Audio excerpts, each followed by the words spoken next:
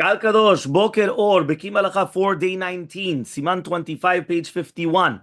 Lecha techila בשעת הברכה על תפילין של יד, להניח תפילין יש לכוון גם על תפילין שלו, שהוא לפניו, ונכון לפרש כוונתו בפה, בנוסח לשם ייחוד. Meaning, when you're saying the bracha of להניח תפילין on the yad, you have to have in mind the rosh, which is in front of you.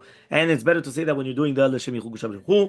ובדיעבד, if you do not have כוונה to be פותר the תפילין של ראש, you're going to be יצא חובה, because stam, that somebody that's making a bracha on the tefillin shel yad, he's doing it al dat chachamim. So therefore, he's being somech on the chachamim. And therefore, the tefillin shel rosh anyway is going to be in front of him. He's going to put it on immediately afterwards without a hefsek. And therefore, it's kilu is mefaresh mefurash. He's saying it like explicitly that he's doing it. But nevertheless, obviously, lechatchila tried to have it in mind and say it mamash the way that it's supposed to be.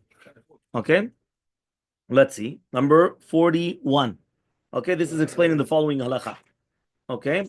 So he says now, מי שהניח תפילין של יד, וקודם שהניח תפילין של ראש, תספק אם כבר בירך על התפילין של יד או לא, סבבה ברכו להקל. Imagine you put on the tefillin shel yad, and right now you're going to put on the tefillin shel rosh. You say, one second, did I make the tefillin on the yad or not? Saveh beracha lakel. And therefore, Danim Tokilu, for sure you made the bracha, and therefore he does not need to make another bracha. Shebracha on the tefillin shel yad, poteret the tefillin shel rosh. Let's see the footnote 42.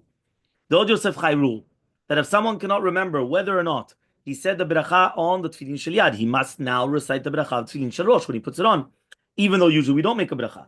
If he cannot remember whether he did the beracha or not, he obviously had it in mind somewhere else together, and he certainly did not have any intentions of the beracha, and therefore he now needs to say the beracha of al mitzvah tefillin when putting on the tefillin shel rosh. The Rishon LeZion disagree with this ruling.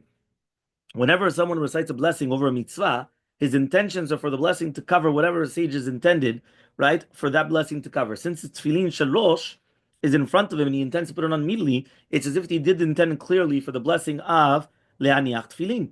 Furthermore, according to many Rishonim, it's not necessary to be aware that one is performing a mitzvah in order to fulfill it.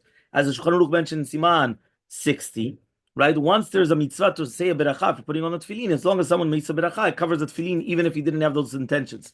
So according to this opinion, if so, we cannot permit the person to make another beracha.